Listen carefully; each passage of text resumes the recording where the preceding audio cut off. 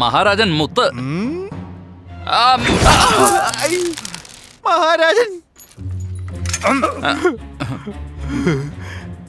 മുത്തുകൾ ചിതറിക്കിടക്കുന്നു.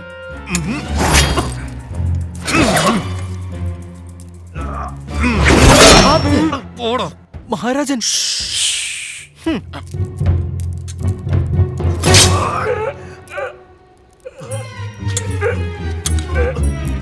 മുത്തുകളുടെ നാടാണെന്നുള്ളത് സത്യം തന്നെ.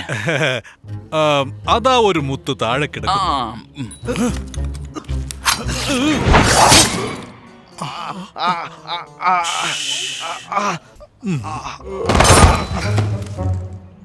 ഇവർക്കൊക്കെ എന്താ സംഭവിച്ചത്?